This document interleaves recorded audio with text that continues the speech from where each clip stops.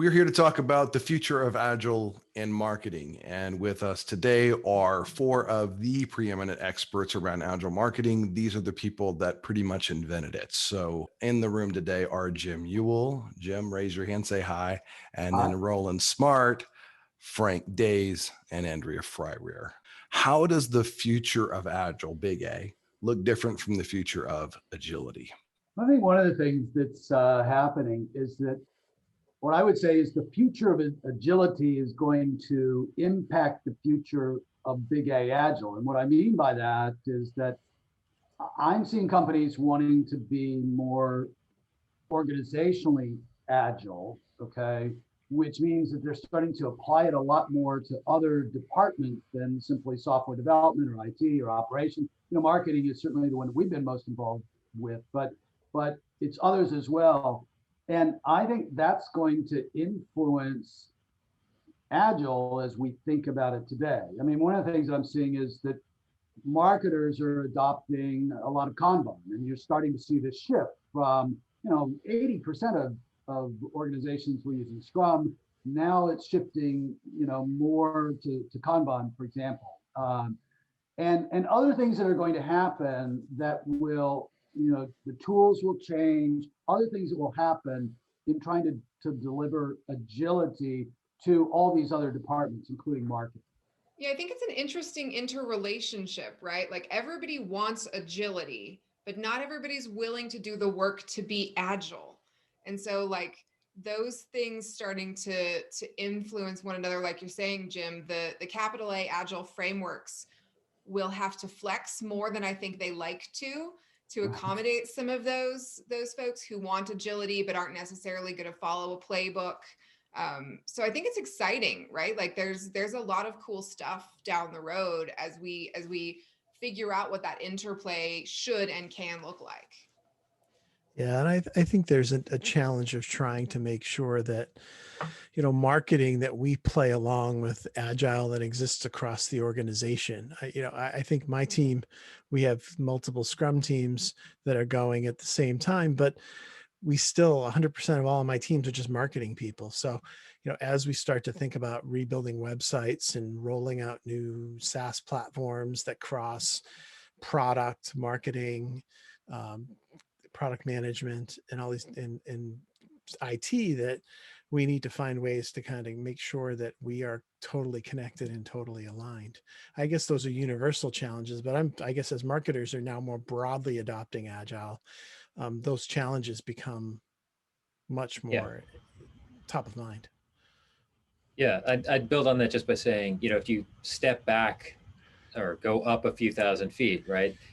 When the Agile Manifesto was written, we're a long way from there now. We've seen the impact of that manifesto roll through organizations in different ways. I've always thought that marketing had kind of an interesting role in that I felt like marketing in some ways was like a gateway into the business, where other business teams were going to follow marketing's lead. And I think we're basically seeing that happen. While marketers are still adopting it and learning about it, we're also starting to see marketing have this effect of driving agility more broadly across the business. And I think that's going to continue. I think that's really exciting. I think when I see events coming to market, like the Business Agility Conference, that's kind of a validation for me of this longer term trend of trying to drive agility as one component of management that's going to run across an organization or across a company. Yeah, I think there's some challenges for marketers to do that as well. One of the things you hear from CEOs is that they sometimes feel like marketers don't talk the language of business, right? And what I'm seeing is that marketers are going to have to step up and not only talk the language of business, but they're going to have to start getting beyond the marketing silo and know a lot about, how the other parts of the organization work, how to influence them, how to talk the same language, how to be part of a team. Cross-functional teams shouldn't just be within marketing. Cross-functional teams should be across all these different, parts of the organization. And how do we as marketers play as part of a cross-functional team that has, people from development and IT deployment and operations and all those other things on it. We've got to figure out how to do that and do that better. John Cass and I had organized a meetup in Boston at HubSpot, and Mike Volpe, who was at the time the CMO of HubSpot, was talking about their practice of Agile at HubSpot, and they were, probably approaching 100 people in marketing, and he was joking that the bigger they got, he felt like the less agile they were getting to, and they were falling back. And it's funny, I was likening it to my team, which is now approaching 30 people at EDB where I am, and some of the things that I used to joke about, and Roland's heard me make jokes about writing marketing briefs as the agency's insurance policy against bad behavior. But the truth of the matter is that we spend a lot more time writing briefs, which are artifacts that for alignment and trying to make sure that problem definitions are much clearer and straightforward. That part of it becomes much, much more difficult as you get bigger, and it's kind of some of the basic fundamental understandings and alignment stuff, which then once we more clearly articulated, then we can get into Scrum mode and being much more agile. So, but it's interesting to see that maybe some of the dynamics of, kind of this hybrid agile mode and not everyone being 100% agile. So. That's a great segue right there, because what I'm hearing all talk about is there's a difference between doing and being agile. And the larger the organization gets, and the more there's interoperability or cross-functionality, Jim, to your point, the greater the opportunity to be agile, but the greater the propensity to do agile, wherein people start following a framework, or that becomes about the rules, and it feels almost anti-agile. So what does a marketer need to associate in the future with being agile and not doing agile? I think that one of the big things that is tough for marketers in particular, and it needs to become part of that being agile mode, is being okay with things not being perfect, right? Mm-hmm. Like we can send something to market that Right. as a test, as an opportunity to test and learn, to communicate with our prospects and with our customers. And it doesn't have to be pristine. It does have to be on brand, and it does have to be trackable, and it can't be awful, but it doesn't have to be this beautiful, utterly perfect thing that took us 9 months to get to market. And I think especially in some larger, more legacy type businesses, that's really tough, to get into that mode of test and learn and iterate. That's a challenge. And that's that mindset being thing, as opposed to, it doesn't really matter what framework or practices you're using to get there. But if you can embrace that idea, then that's a big, piece of the agile puzzle in my mind. Yeah, I think it is a shift in the mindset. One of the things that Andrea just alluded to is we can't get so focused on the perfection of the outputs that we lose track of the outcomes, which is really what we really need to be focused on, right? The outcomes, not the outputs, mm-hmm. Right?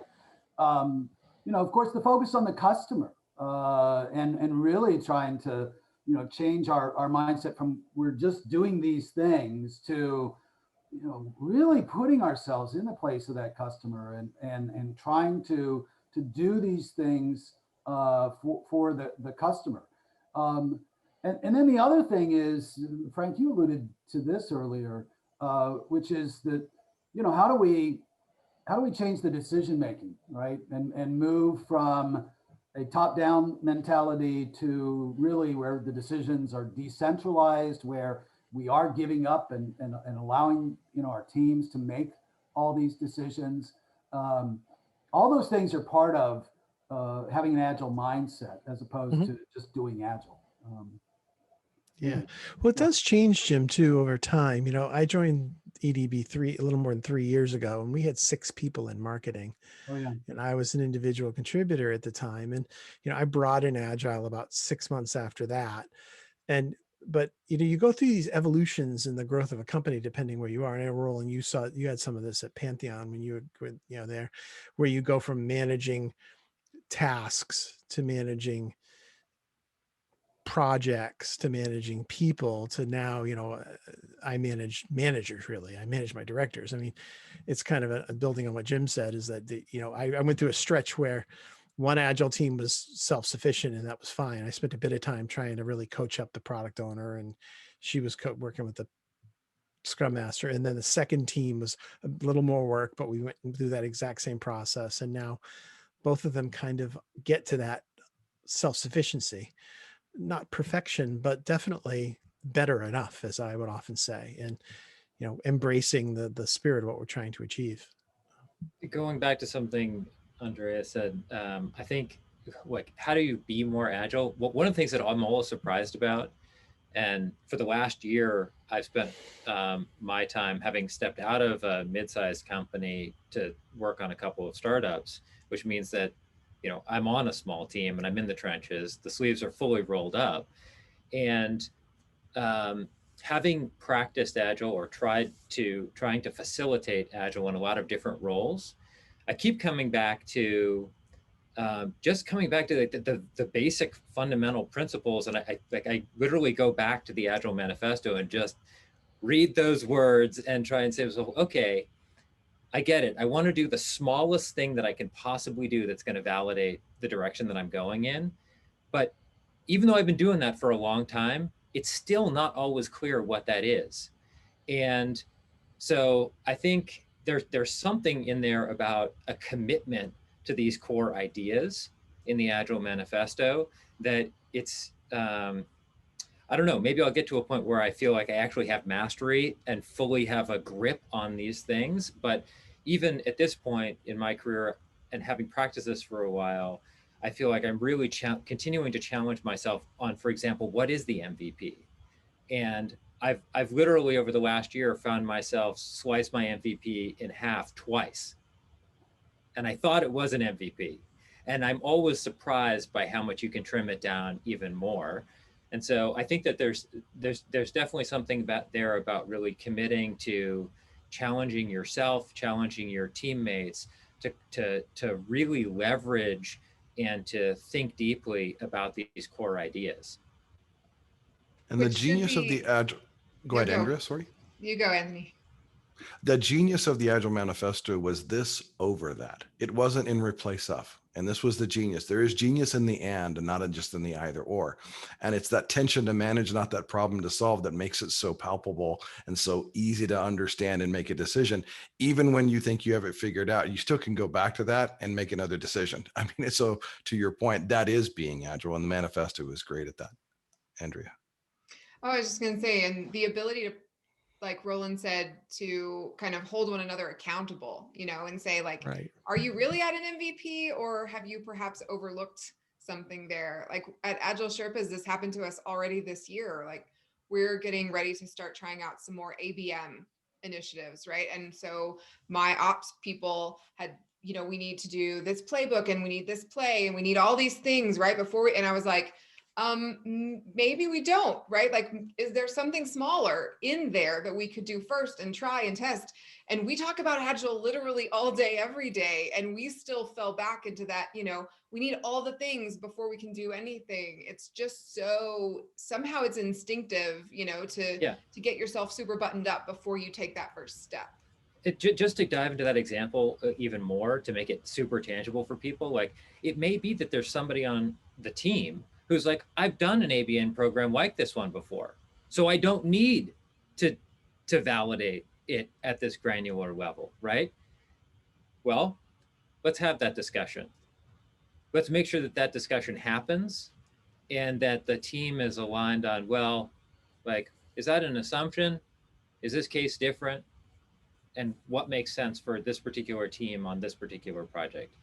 It's really easy to skip over that and overlook it, especially given the tendency that Andrea just mentioned.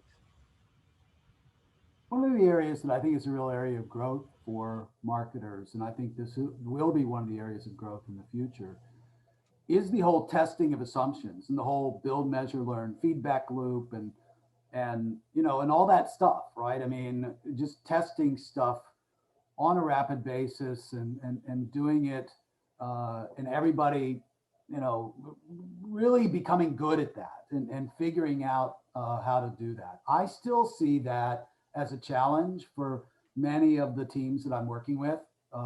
They still have lots of assumptions out there.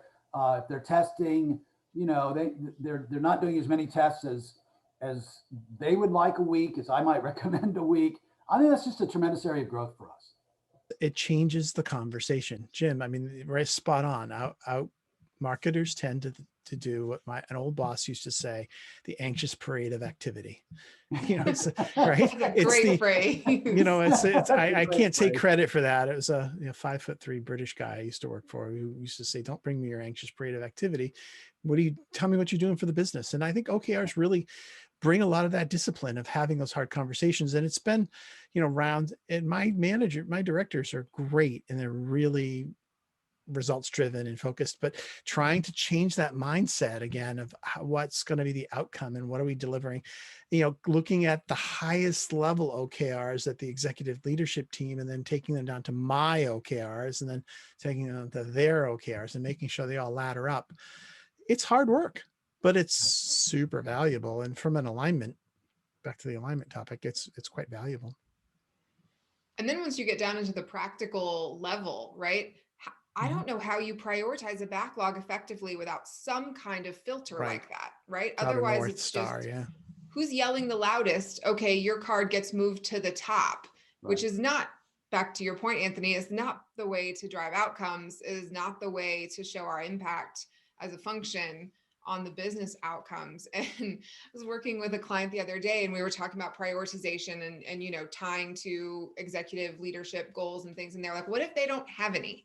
What if there are none for us to align around? And I was like, okay, we have a bigger conversation to have, but that's a marketing's potential impact, right? If we're agile and asking for business outcomes to align our work against, and there aren't any, right? Now it's time to say, we need to put our hand up and say, this is a problem that we've potentially just been able to articulate for the first time because we tried to do backlog refinement and there was no way to do that effectively without a larger goal system in place. What did you ultimately recommend to them? You can't change the strategy for the business, right? I mean, we had to go up the chain, right? And say, guys, we're trying to prioritize the marketing backlog. We need you to tell us something, right? Give us a number, give us a metric, give us something to prioritize against. It was quite eye-opening. I had that question at a client one time, and they swore up and down that going up the chain, they wouldn't get an answer. And at this particular company, I actually believed them, okay? That they wouldn't, right? And so my suggestion to them was, look, make it easier for customers to do business with you. Just make it simpler. Look at things where customers experience friction today in doing business with you. I guarantee there are things like that. And if you fix some of those things, you're going to have a positive impact on the business. And so that's where I told them to start. I don't know if that made any sense, but they liked it anyway. So it seemed to have some resonance. There is a big mix in the marketing roles. We're seeing a lot change. Events changed. Coronavirus, and events suddenly just stopped, and event marketing was a big deal. And so the types of events changed. Marketing has continued to shift, will always continue to shift. How will the current mix of marketing roles shift in a future with Agile marketing? The number of times I get asked, like, we can't get Scrum Masters in the team, right? Like, there's no way we're getting headcount for that. And so who does that? And, is there some kind of new class of marketing project manager who steps into this mode? Or do we need to rotate that capability? Or I think it's a really good instance of where different kinds of work, taking the Agile frameworks and using them day to day, identifies places where they're breaking, right? Like for us, it breaks at that point. And so what do we do instead? And how do we improve on or iterate or expand the ideas of those roles? I don't know exactly what the next phase of those kind of roles look like, but the role of the certified Scrum Master has been such this engine, right? Of everyone needs a Scrum Master and everyone needs to go to Scrum Master certs. Yeah. And this is like a thing that you just always have to do. And if we're breaking that in marketing, what do we replace it with? And what does that mean for the way that Agile looks elsewhere? I think it's going to be a very interesting thing to see play out. Yeah, well, Andrew, block your ears for a second. Um, the idea of a certification, I know like people like to have those skills in the discipline. I mean, I kind of feel like Agile, again, has to be across your team. So like we don't have a dedicated Scrum Master. The product owners, in the case of one is one of my lead campaign managers in North America. And then on like my content team, we've got this there, the product owner is a digital product creator, and the other one is my content marketing manager, is my Scrum Master. So it doesn't have to be a standalone, although I understand the point. And as organizations get bigger, that desire for greater specialization kicks in. So I know people want that, and I know that the insurance of a certification adds value, but I think, I don't know, maybe I'm in between right now. I'm kind of maybe 2 years from now or a year from now, I'll be sitting here. Let's get everyone certified and let's go hire a couple of Scrum Masters. But I think it's still, there's a lot of value in, if you think in terms of, well, that's Agile, that's Andrea's job and that's Roland's job, instead of it's really kind of everyone's job on the team to understand it and be a part of the process and buy into it. Frank, I think a common pattern that I'm seeing is that, first off, as a backdrop, there's more technical roles coming into marketing. That's part of the reason we got into Agile in the first place, right? So with that as a backdrop, one of those roles in particular is a marketing operations leader. In my experience, that individual is uniquely qualified to help promote the marketing organization become more agile. Now, sometimes that's going to involve training a bunch of people on the team. Sometimes it's going to be advocating for members of the team to take on specific roles like running a Scrum. And I think it's going to depend on the organization in question. But I think my hypothesis is just that, or what I'm seeing is that there's a technical leader in a marketing ops role who's like a catalyst for this change in the marketing organization. And the way that they solve this problem is different from organization to organization, but and they may end up bringing in like an Agile leader, just a single individual whose job it is to promote agility across the organization. But usually it comes back to that marketing operations leader because they've got a stake. And I think the other piece of this is that in the organization, just measurement and instrumentation of the work we do is becoming much more pervasive. So no matter where you are in the marketing organization, you're increasingly being asked to, like, you talked about OKRs a second ago. Oftentimes these OKRs have a measurable outcome baked into them. And in order for any team member, no matter how far they are down that stack, to report on their OKR, they need some instrumentation. And in some cases, they can build that on their own. But in many, many cases, they're going to have to tie it to broader organizational analytics capability. And you can't do that with the marketing operations leader that I mentioned, because that's the guy or the gal who's got the tools and the expertise to be able to, help those people or empower them with data. Yeah, Roland, I was going to mention those two things as well. I was thinking of somebody who isn't here, and that's Scott Brinker. And Scott has done a wonderful job of talking about how marketing has been impacted by technology. And the specific two that you mentioned, marketing ops and the analytics and testing, are areas of huge growth and roles that I think are going to fill out. There's one other role that I think is important, and it kind of goes back to your discussion about the MVP. And I don't know exactly what to call this role, but it's the person who is really helping to figure out